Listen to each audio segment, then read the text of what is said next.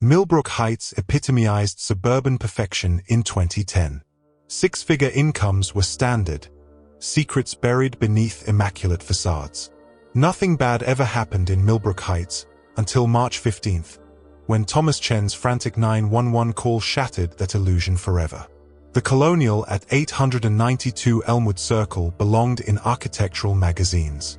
Thomas Chen, a successful financial advisor, had chosen it carefully after relocating to Connecticut.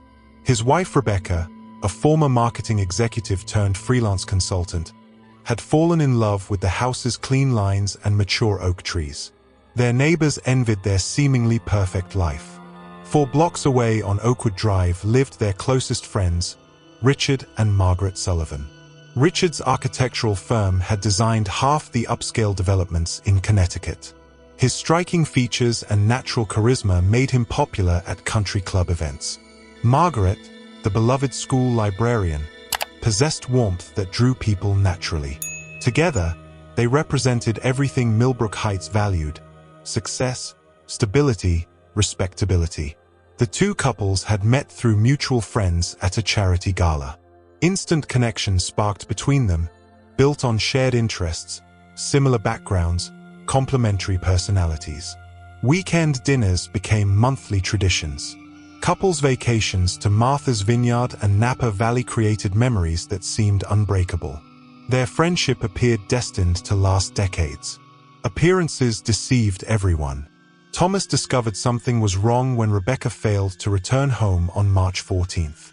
She'd spent the day visiting her sister in Hartford, planning to return by evening. When midnight passed without word, panic consumed him. Rebecca never stayed out without calling, never broke promises, never disappeared without explanation. Her car sat in their garage, keys on the kitchen counter. Her purse remained by the front door, phone charging on the nightstand. No signs of struggle disturbed the immaculate interior. Nothing appeared missing except Rebecca herself. The house felt frozen in time, waiting for its mistress to return and resume her carefully orchestrated life. Thomas called everyone in Rebecca's contact list. Her sister confirmed she'd left Hartford at 6 p.m. Yoga class friends hadn't seen her since Friday. Freelance clients had no meetings scheduled. Margaret Sullivan arrived within minutes of Thomas's call, offering comfort and organizing search efforts. Richard appeared equally concerned, immediately joining the hunt for their missing friend. Detective Sarah Martinez, 15-year veteran of homicide investigations, arrived at the Chen residence as dawn broke over Millbrook Heights. Missing person cases involving adults typically waited 24 hours before triggering serious concern. Rebecca's circumstances demanded immediate attention. Successful professional woman, stable marriage, no history of erratic behavior, personal belongings abandoned at home. Martinez interviewed Thomas extensively, searching for clues others might miss. He described Rebecca as methodical, responsible, devoted to routine. She planned everything weeks in advance, confirmed appointments twice, never acted impulsively. The idea of Rebecca simply vanishing contradicted everything about her character. She would never leave, Thomas insisted, exhaustion etching lines around his eyes. Something happened to her. Something terrible. Margaret Sullivan echoed his sentiments, describing Rebecca as reliable and caring. She emphasized their close friendship, Rebecca's happiness in her marriage, her excitement about upcoming freelance projects. Nothing suggested reasons for voluntary disappearance. Richard Sullivan presented himself as the concerned friend, articulate and helpful. He provided detailed accounts of recent interactions with Rebecca, offered resources for search efforts, comforted Thomas with practiced empathy. Yet something about his demeanor troubled Martinez. Expressions that never quite matched his words, questions about investigation procedures that seemed overly specific, subtle attempts to steer conversations away from Rebecca's recent state of mind. Martinez trusted her instincts. 15 years of investigating human darkness had taught her to recognize performance over genuine emotion. Richard Sullivan was performing brilliantly, but performing nonetheless. The truth behind Rebecca's disappearance began emerging through careful investigation of phone records, email accounts, and witness statements. What Martinez discovered challenged every assumption about the two couples' perfect friendship. 6 months earlier, in September 2009, an evening dinner at the Sullivan home had changed everything. Wine flowed freely as the foursome discussed marriage, relationships, the challenges of maintaining passion after years together. Thomas mentioned an article about couples who swap partners to revitalize their marriages, structured arrangements between trusted friends rather than random cheating. We thought we could control it, Margaret later confessed, tears streaming down her face. We set rules, boundaries. We believed we were mature enough to separate physical experimentation from emotional attachment. Their naivety proved fatal. The rules seemed simple enough. Only the four of them participated. Monthly encounters maximum. No contact between swapped partners outside scheduled meetings. Any participant could end the arrangement immediately, no questions asked.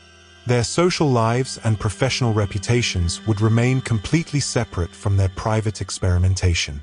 November 4, 2009 marked their first encounter. Richard with Rebecca, Thomas with Margaret. All participants later described the evening as surprisingly comfortable. No awkwardness, genuine connection, everyone satisfied with the experience. Their friendship appeared strong enough to handle this new dimension. That success should have warned them about dangers ahead. December brought the first cracks in their careful boundaries. Phone records revealed Richard calling Rebecca during business hours. Email exchanges between Margaret and Thomas increased beyond their scheduled encounters. What began as physical experimentation was evolving into emotional entanglement. Richard's behavior changed dramatically. His architectural practice suffered as concentration wavered. Clients complained about his distracted demeanor during presentations. His business partner, David Steinberg, noticed the transformation immediately.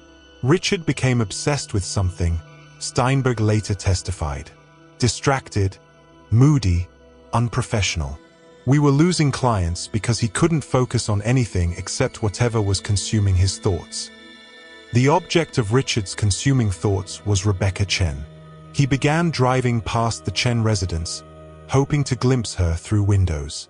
He researched her background obsessively, memorizing social media posts, creating Google alerts for her name.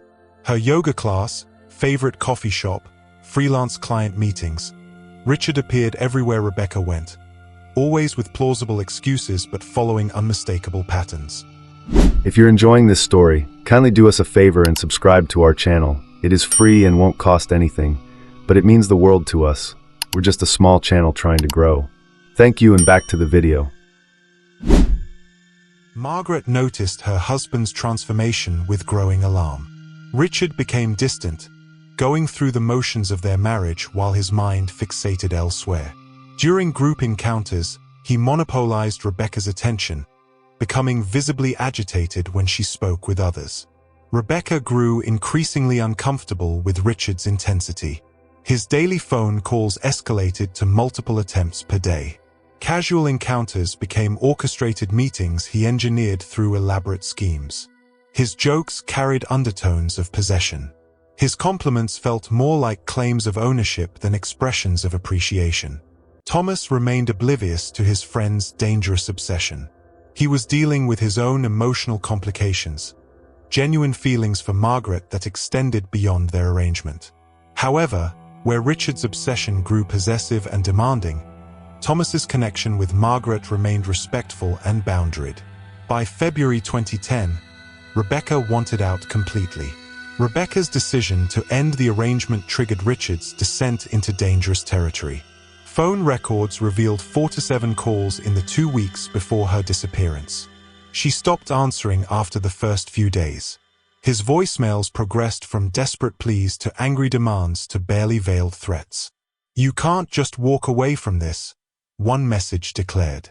"From us. From what we have together. I won't let you." Rebecca confided her fears to her sister 3 weeks before vanishing. "I told Richard it was over," she explained. All of it. The arrangement, the friendship, everything. He wasn't taking no for an answer. She informed Thomas of her decision to end the arrangement but couldn't bring herself to reveal Richard's escalating obsession. The shame of admitting how far things had progressed, combined with fear of destroying their social circle, kept her silent about the true extent of her concerns. Thomas agreed to end the arrangement, assuming it had run its natural course. He noticed Rebecca seemed stressed but attributed it to work pressures and the complexity of navigating their unusual situation. Margaret felt relief when Rebecca announced her decision. She'd watched her husband spiral into madness over another woman and knew their marriage couldn't survive much more. But Richard's reaction to the news terrified her completely. He flew into a rage like I'd never seen, Margaret later testified. Threw things, punched walls, screamed that Rebecca couldn't do this to him. That's when I realized how sick he'd become. Richard's obsession had transformed from attraction into possession. In his mind, Rebecca belonged to him. Their arrangement had been the universe granting permission for their destined connection. Her rejection wasn't just disappointing, it was an unacceptable denial of cosmic justice. The final confrontation came on March 14, 2010. Rebecca returned from Hartford around 6 p.m. to find Richard waiting in her driveway. Thomas was attending a client dinner and wouldn't return until late. Neighbors witnessed what appeared to be a heated but not violent conversation by her car. Rebecca went inside. Richard's car remained in the driveway for another hour before departing.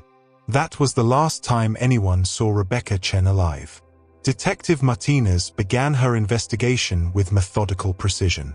Rebecca's disappearance defied easy explanation. No financial problems, no marital issues, no history of mental health concerns. Her life appeared stable and happy, making voluntary disappearance unlikely. Thomas's anguish seemed genuine. His cooperation was complete, his grief palpable. He provided access to financial records, email accounts, phone logs. Nothing suggested marital problems or reasons for Rebecca to leave voluntarily. Margaret Sullivan appeared anxious during interviews, constantly watching Richard, seeming on the verge of revealing something significant but never quite speaking. Her nervousness seemed disproportionate to the situation, unless she knew more than she was admitting. Richard played his role perfectly. He joined search parties, posted appeals on social media, comforted Thomas in his grief. But Martinez noticed details others missed. How his eyes never matched his expressions of concern. How he asked specific questions about investigation timelines. How he consistently steered conversations away from Rebecca's state of mind before her disappearance. The first breakthrough came from Rebecca's phone records. The pattern of Richard's calls was unmistakably obsessive, increasing frequency, longer duration, concentrated timing. Combined with witness statements about his behavior during social gatherings, a picture emerged of dangerous fixation. But obsessive calling wasn't murder. Martinez needed evidence. She began investigating Richard's background more thoroughly. His architectural success was real, his community reputation solid. Yet something felt wrong about his perfect facade. Successful psychopaths often hid in plain sight, using charm and achievement to deflect suspicion from their darker impulses. 3 weeks into the investigation, Margaret Sullivan appeared at the police station. She looked exhausted, hands trembling as she sat across from Martinez in the interview room. "I need to tell you something about Richard," she began, her voice barely audible. Margaret's confession unraveled the carefully constructed lies surrounding Rebecca's disappearance. The story emerged in fragments: the wife-swapping arrangement, Richard's growing obsession, Rebecca's decision to end everything, Richard's violent reaction to rejection. "He came home that night covered in mud," Margaret whispered. "His clothes were filthy, his hands cut up. He said he'd been walking in the woods, thinking. But I knew. God help me, I knew what he'd done." She led investigators to Copper Creek Falls, a secluded area 15 miles outside town. Richard had mentioned it once as a place he went to think when stressed. The location was remote enough for privacy, accessible enough for someone familiar with local geography. They found Rebecca's body in a shallow grave beside the creek, covered with fallen branches and leaves. The medical examiner's report revealed brutal details: strangulation, but not quick. Defensive wounds on her hands and arms showed she'd fought desperately. Bruising indicated she'd been held captive for several hours before death. Richard's carefully maintained facade crumbled when confronted with physical evidence. The charming architect disappeared, replaced by a hollow-eyed man who seemed almost relieved to finally tell the truth. "She wouldn't listen," he said, his voice flat and emotionless. "I just wanted to talk, to make her understand what we had together. But she kept saying it was over, that I was sick, that she'd tell everyone if I didn't leave her alone." Richard's confession revealed the true horror of Rebecca's final hours. He'd waited for Thomas to leave, then confronted Rebecca in her driveway. When she tried to escape inside, he grabbed her. When she screamed, he covered her mouth. When she struggled, he forced her into his car. "I took her to the cabin," he continued. The cabin was property Richard owned in the woods, supposedly for weekend retreats but actually used for obsessive planning and fantasizing about Rebecca. "I thought if we could just talk without interruption, she'd remember what we had. But she was so angry, so determined to end things. She said she'd rather die than be with me." So he granted her wish. Richard hadn't acted alone in covering up his crime. Margaret, terrified of losing everything, her marriage, reputation, freedom, had helped dispose of evidence and create alibis. She'd washed Richard's bloody clothes, cleaned his car, provided false testimony about his whereabouts. When shown photos of Rebecca's body, she broke down completely. "I loved her too," she sobbed. "Rebecca was my friend. But I was so scared. Richard said if I didn't help him, we'd both go to prison. I thought maybe no one would ever find her, and Thomas could just believe she'd left him." Margaret had lived with knowledge of Rebecca's murder for 3 weeks, watching Thomas's agony, participating in search efforts, all while knowing exactly where Rebecca's body lay. Her betrayal was complete, of Rebecca, of Thomas, of basic human decency. The evidence against Richard was overwhelming. DNA under Rebecca's fingernails, soil from the burial site on his shoes, and most damaging of all, a detailed journal discovered in his cabin office.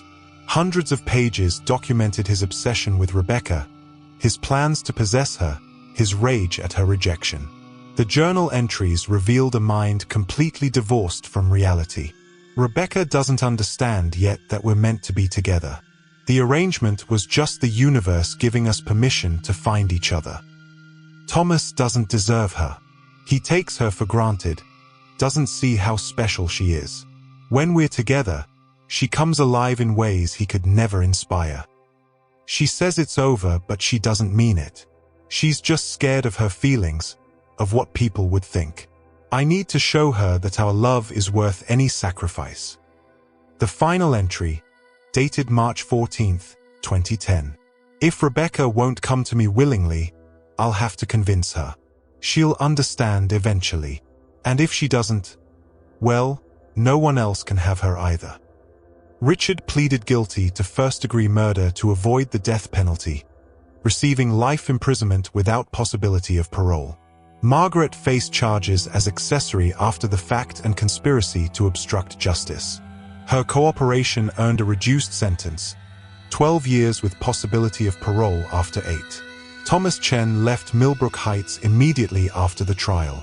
He couldn't bear living in the house he'd shared with Rebecca, couldn't face neighbors who knew their secret, couldn't walk streets where his wife's killer had pretended friendship. He moved to Seattle, eventually remarrying in 2015. Margaret served her full 8 years, released in 2018 as a broken woman who'd lost everything. She moved to Florida, working at a small-town library under her maiden name, trying to rebuild a life destroyed by cowardice and misplaced loyalty. But the story didn't end with convictions. 3 months after Richard's sentencing, Thomas discovered something that transformed understanding of the entire case. While sorting through Rebecca's belongings, He found a hidden folder on her laptop. What he discovered changed everything investigators thought they knew about Rebecca's murder. Rebecca had been documenting Richard's behavior extensively. Photos of him watching her house, screenshots of his social media monitoring, recordings of his increasingly desperate phone calls. She'd been building evidence for a restraining order, recognizing the danger he represented. More shocking were emails to a private investigator hired in January 2010. Rebecca's marketing background included corporate investigation work, giving her instincts about people that others lacked. Her suspicions about Richard extended far beyond his current obsession. The private investigator had uncovered something incredible. Richard Sullivan had done this before. In 1998, while living in Boston, Richard had been involved in a similar arrangement with another couple. When the woman tried to end their relationship, she'd been found dead in her apartment, apparently killed during a burglary gone wrong. Richard had a solid alibi and was never seriously considered a suspect. Rebecca's investigation connected Richard to 3 unsolved murders in different cities where he'd lived: Boston, Chicago, and Atlanta. In each case, the victim was a woman who had become involved with Richard romantically and then tried to distance herself from him. The pattern was unmistakable. Richard Sullivan wasn't just an obsessed admirer who'd snapped under pressure. He was a serial killer who'd been perfecting his methods for over 15 years. Rebecca Chen hadn't died because she was unlucky enough to attract a madman's attention. She died because she was smart enough to recognize Richard for what he truly was: a predator who had been killing women for over a decade. Her courage in documenting his behavior, even knowing the danger it placed her in, provided evidence that reopened multiple cold cases. Richard was ultimately charged with 2 additional murders. The Atlanta case remained under investigation but showed promise of resulting in further charges. The discovery of Rebecca's investigation revealed her true character, not just a victim of circumstances, but a brave woman who had recognized danger and tried to stop it. Her marketing background had included corporate investigation work, giving her skills others lacked. 2 years after Richard's conviction, while cleaning evidence storage, Detective Martinez found a safety deposit box key among Rebecca's belongings that had been overlooked during the initial investigation. The box, registered under Rebecca's maiden name at a Hartford bank, contained documents that revealed the full scope of her investigation.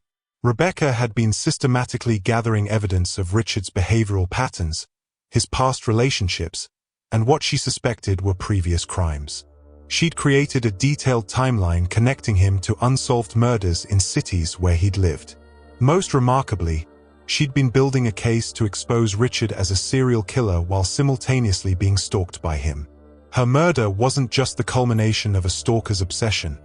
It was the silencing of someone who had gotten too close to the truth about his past. The evidence Rebecca gathered led to reopening of all 3 cold cases. Richard was charged with 2 additional murders, with the 3rd case remaining under active investigation. Rebecca Chen died because she was intelligent enough to see through Richard Sullivan's carefully constructed facade. Her background in marketing investigation had taught her to recognize dangerous patterns others missed. She hadn't simply been documenting Richard's obsession with her.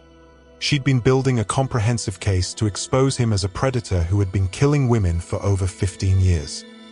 If you're enjoying this story, kindly do us a favor and subscribe to our channel. It is free and won't cost anything, but it means the world to us. We're just a small channel trying to grow. Thank you, and back to the video. Her courage in pursuing this investigation, even while being stalked by her target, demonstrated remarkable bravery. The timeline Rebecca created showed Richard's modus operandi clearly. He targeted women in committed relationships, often through social connections that provided access and trust. He cultivated obsessive attachments, then killed when rejected. His charm and professional success allowed him to escape suspicion repeatedly. Rebecca's investigation revealed that the wife-swapping arrangement had been Richard's latest hunting ground, not the cause of his violent behavior. He was a killer who used different methods to access victims, not a normal person driven to murder by sexual experimentation. Her documentation of his behavior patterns, his escalating threats, and his connection to previous crimes provided prosecutors with evidence that ensured Richard would never be released. Even more importantly, it led to justice for other victims whose murders had gone unsolved for years. The Millbrook Heights community was devastated by revelations about the murders. Property values plummeted as the story attracted national media attention. The sustainable housing development Richard had been designing was abandoned, half-finished foundations left to crumble like monuments to broken dreams. The case sparked extensive discussions about hidden dangers in alternative relationship arrangements, though experts emphasized that Richard's violent obsession was not a typical or predictable outcome. Millions of couples explore consensual non-monogamy without anyone getting hurt. Richard Sullivan was a killer who used wife-swapping as his hunting ground, not a normal person driven to murder by sexual experimentation. Local churches and community organizations hosted forums about recognizing warning signs of obsessive behavior. The perfect facade that Millbrook Heights had cultivated for decades was permanently shattered by the knowledge that a serial killer had lived among them, respected and admired by everyone who knew him. Real estate agents struggled to sell homes in the area for years after the murders. The Colonial at 892 Elmwood Circle, where Rebecca had lived, remained empty for 3 years before being purchased by buyers from out of state who demolished it completely. Richard Sullivan's psychological profile, compiled by forensic psychiatrists during his trial, revealed a classic narcissistic personality with psychopathic traits. His ability to compartmentalize his murderous impulses while maintaining his public persona made him far more dangerous than obvious criminals. He had fooled everyone, including the woman he'd been married to for 12 years. His success in architecture provided him with resources and mobility to change locations when suspicion arose. His charm and professional accomplishments deflected attention from his darker impulses. The psychiatric evaluation revealed that Richard's obsessions followed predictable patterns. He idealized women who were unavailable or attached to other men, viewing their rejection as unacceptable challenges to his superiority. When charm failed to secure possession, violence became his final solution. His journal entries showed complete detachment from reality regarding his relationships with victims. He genuinely believed they belonged to him, that their protests were merely obstacles to overcome rather than legitimate expressions of autonomy. The Millbrook Heights case demonstrated how dangerous predators often hide behind facades of success and respectability. Richard's architectural practice, community involvement, and seemingly stable marriage provided perfect camouflage for his predatory behavior.